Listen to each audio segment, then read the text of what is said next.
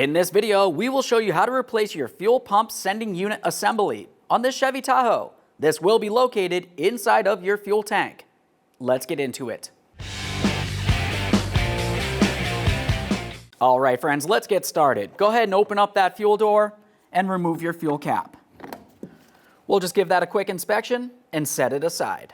Something that's important to mention before we get into this, it's a good idea to have your fuel level as low as possible. When we're lowering the tank, it needs to come down at an angle. Now let's make our way underneath the driver's side of the hood.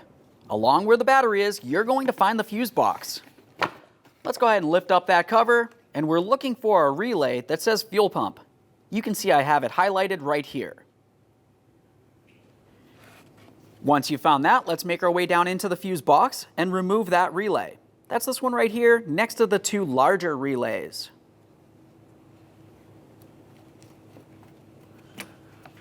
We'll just give it a quick inspection for corrosion or damage and set that aside for now. Now the next thing that you'll want to do is attempt to start the vehicle. What you'll probably find is if it does start, it'll stall right out. Otherwise, it's just going to crank, crank, crank.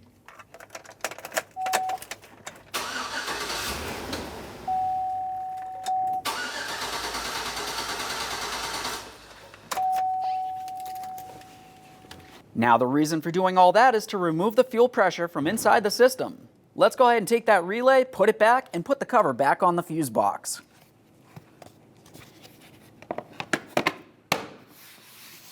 Now let's safely raise and support the vehicle. Let's make our way underneath the driver's side rear of the vehicle. Just above the rear differential, you're going to find that you have two fuel lines. One of them is for the evap system. The other one is the fuel fill neck. For the evap hose, let's go ahead and squeeze on the two tabs and pull this out of place.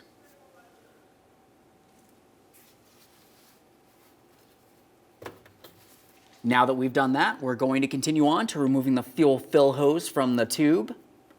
For this, you'll find that you have an 8mm headed clamp. Let's go ahead and loosen that clamp so we can slide the hose out of place.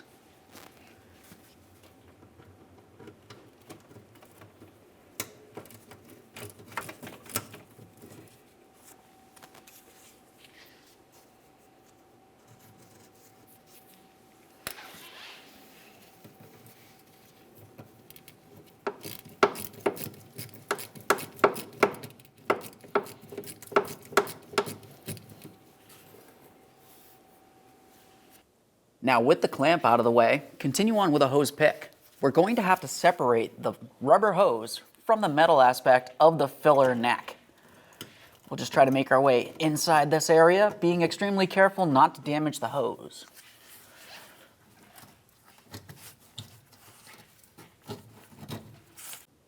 Now once you have that hose broken free, we'll pause in this area and make our way towards the passenger side. This is where you're going to find the evap canister. There's two lines on this that we need to remove. This one right here has two locking tabs. One up along the top, the other one down along the bottom. So what we'll do is we'll just try to get our pick in between this area, gently try prying one off, give it a little tug, pulling it away. Get underneath the other one, give that a little pull. Now we should be able to slide this off. Once we have that one out of the way, let's continue on to the other line. For this one, you're going to find that you have a blue locking clamp. You can see one ear of it right here, which you'd want to press in on this area. And on the other side of the line, you'll have the same exact thing. There we are. At this point, both of the lines are separated. Now let's follow that fuel tank forward. Right next to the transfer case, you're going to find that you have another line leading to this. On this line, you'll find that it has a blue locking tab. Squeeze on both of those ears and gently pull this out of place.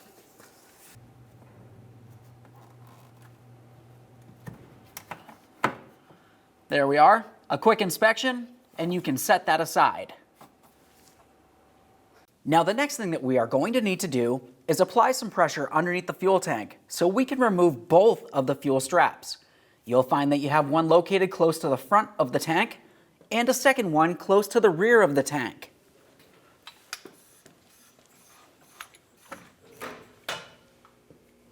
Let's start with the rear strap.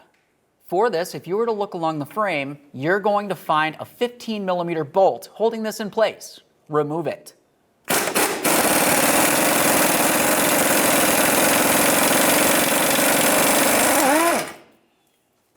As you continue removing the hardware, give everything a quick inspection and then set it aside. Now we can move to the forward strap once again along the inside of the frame rail.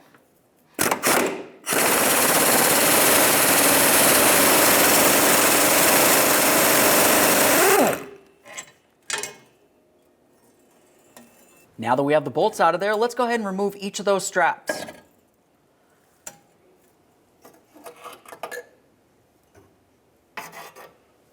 Now we can start lowering the fuel tank. As we bring it down, you're also going to need to start pulling it rearward a little bit, because if you were to look along the front, you'll find that the tank goes up and over the cross member.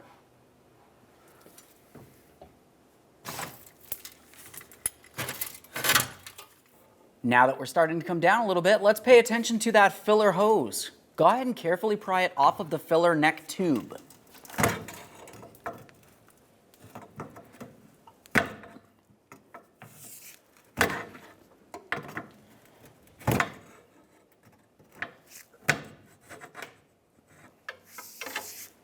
Now we can continue bringing this down a little further. Now that we have this brought down a little lower, you can see that you have 2 electrical harnesses and you have 3 fuel lines leading to the top of the fuel sending unit. We're going to disconnect each of the 2 electrical connectors and then the fuel line that's all the way over towards the driver's side. Let's go ahead and start disconnecting these. I'll grab onto this locking tab and slide it away. Quick inspection for corrosion. Now we'll start removing the larger wiring harness. For the larger connector, we're going to use a small screwdriver or pick. On this, you'll find that you have a little gray locking tab. We'll just gently pry that out of place.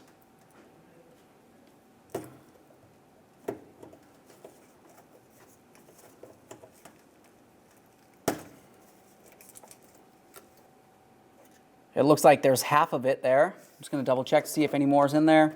It is not. This one must have been broken. That's okay. We'll set this aside. Continue on to pressing on the locking tab in the center. Dislodge that. Quick check for corrosion.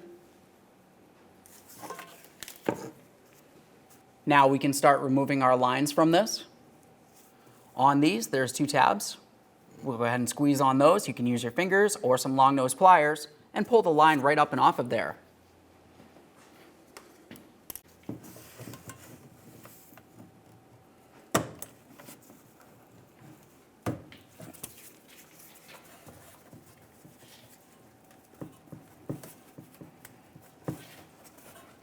Let's make our way up here. There's a little clamp that we're just going to dislodge real quick. Once we have the fuel tank down on the ground, we can remove the other 2 lines. Let's keep bringing this down at an angle.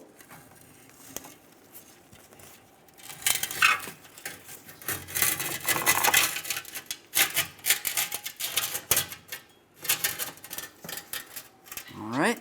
Now at this point, I'm going to start pulling the front out of place. Keep in mind, if your fuel tank is full, it's going to be very heavy.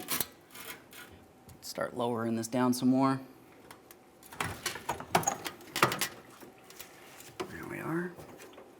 Just double check to make sure you have your lines and cables disconnected so nothing is still attached to the fuel tank. Now that we have this down and out of the vehicle, we can continue on removing the fuel sending unit from the area. Before you start taking anything apart, make sure you clean any dirt and debris from the area because you don't want anything to fall inside of the fuel tank. For this, you can use a small scraper and or some compressed air. Once you have it cleaned down, continue on with some penetrant. You're going to find that you have a metal locking ring that goes all the way around this area. Now that we have that cleaned down, let's continue on with some penetrant along this area. You're going to find that you have a metal ring making its way all the way around. Let's let that sit here with some penetrant and continue on to our 2 lines.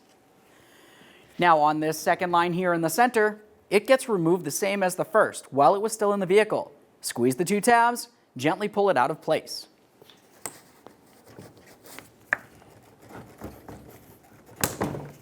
There we are.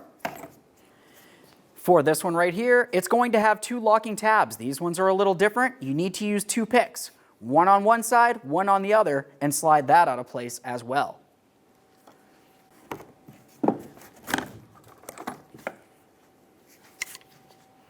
Now we can start turning the metal locking ring counterclockwise to remove this. When we're doing it, I'm going to use a brass punch and a rubber mallet. That way there I'm sure I'm not going to make any sparks.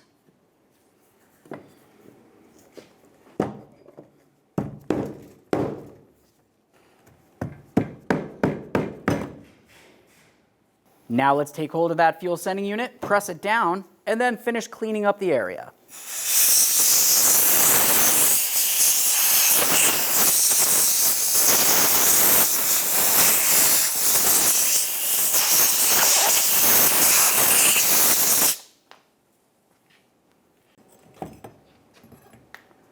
Remove your locking ring, give it a close inspection, make sure it's not rotted, weak, or damaged in any way. Assuming it looks good, set that aside.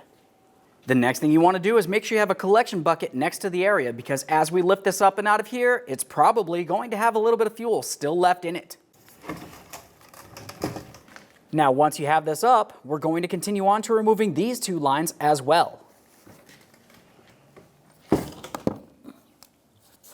For the small one, once again, you have a little tab that you can squeeze in the 2 ears and gently pry this out of place. Reach up in here.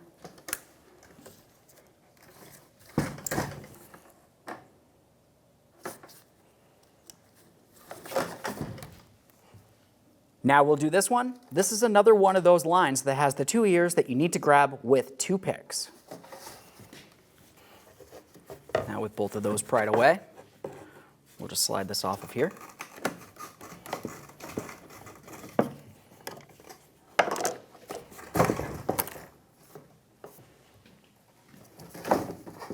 Set that down in there. Now we'll start lifting this up and out of here. Pay close attention to the level sensor. Let's bring this over our bucket. Let's get this gasket out of here.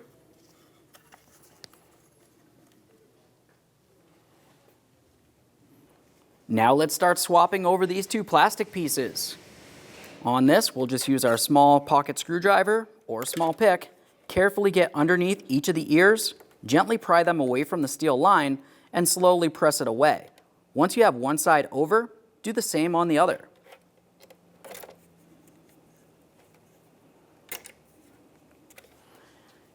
You want to make sure you give that a quick inspection. Make sure it doesn't look like it's cracked or broken in any way. If it is, you need to replace this. Transfer this over to the brand new assembly.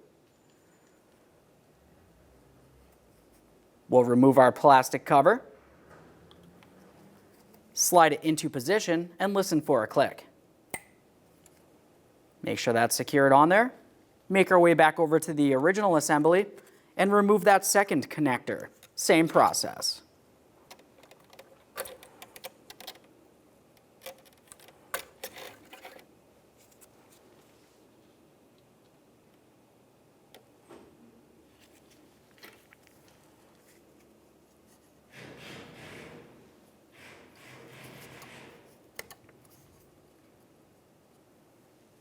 Now, before we start putting this back together, let's take a rag and come right around this circular ring here. Now we can start putting in our fuel pump assembly. Keep in mind that once you get it down and in here, there is 2 fuel lines that you will still have to reconnect.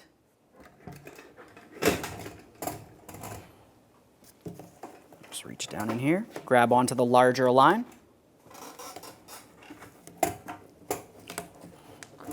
Press that on, give it a nice tug, trying to remove it. Now let's grab that smaller line as well and slide that into position.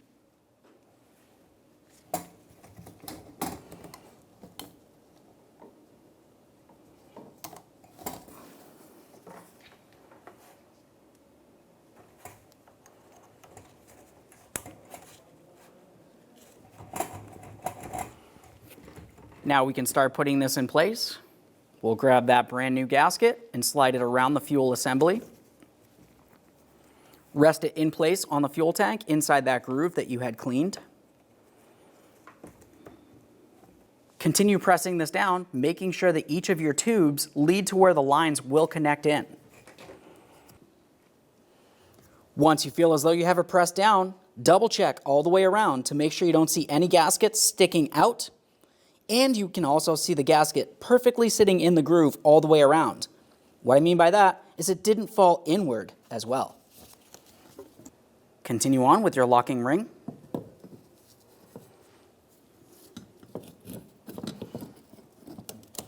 It might help you to keep pressure on the fuel sending unit.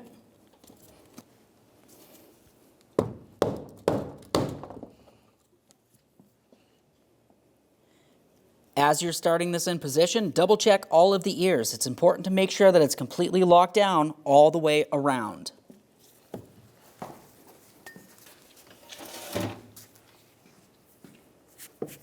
Assuming all that looks good, continue driving it in.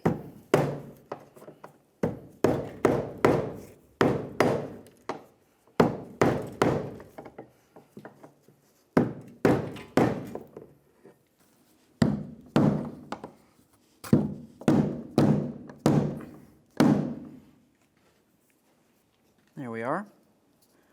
I'll just double check all the way around this to make sure I'm completely seated.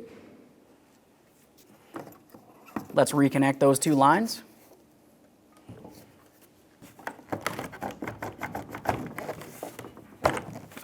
Get that line on there. We'll give it a little tug. Yeah, that feels good. Time for the center line. Now looking at this, you'll find that you have two rectangles. You want to make sure that those line up with your locking clips.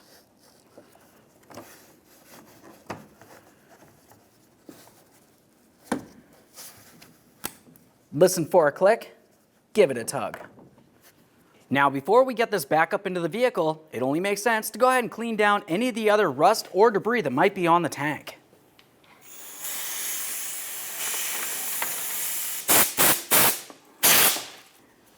Now we can start putting this in position in the vehicle. While we're putting it up here, you need to come up at an angle and put the forward end in first.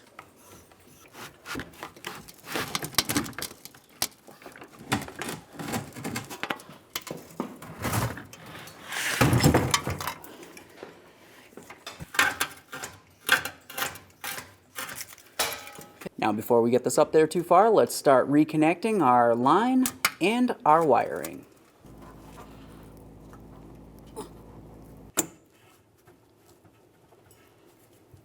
Now that we have that latched in, let's also make sure that we clip it into place along the top of the fuel tank.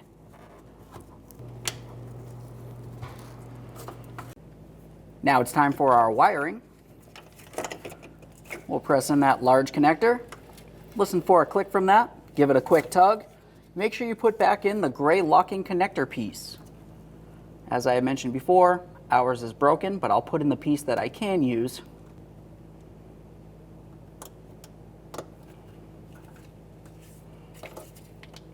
Onto the smaller connector.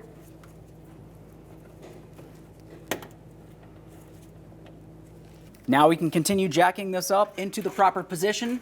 Once we get it up high enough, you want to make sure you start putting that filler neck hose onto the filler neck tube.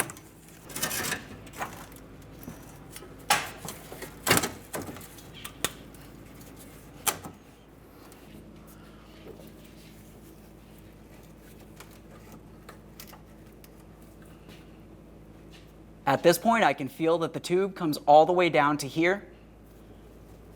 Let's take that clamp and snug it up.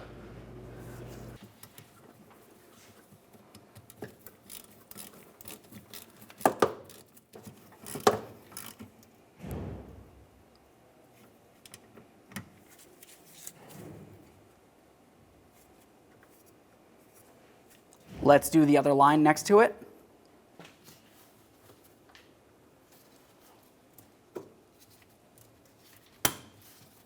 Listen for a click, give it a tug to make sure it's completely secured. Now we can reconnect our other two lines in this area. Let's get that wiring out of the way. Try to get this one lined up. Slide it on there. Listen for a click, give it a tug to make sure it's secured on. Do the same for the larger tube.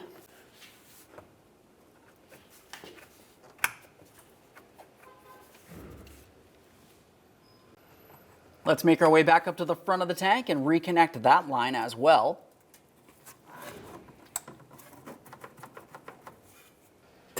Let's continue on to reinstalling our fuel tank straps.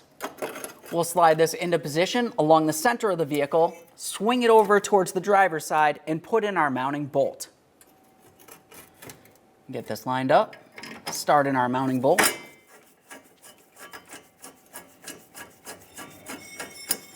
Once you have it started in by hand, go ahead and snug it up.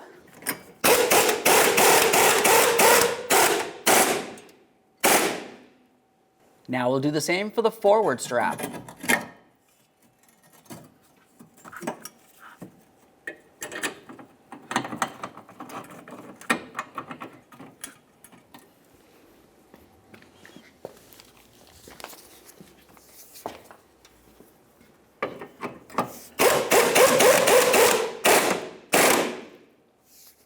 Remove the support from under your fuel tank and make your way out from under the vehicle.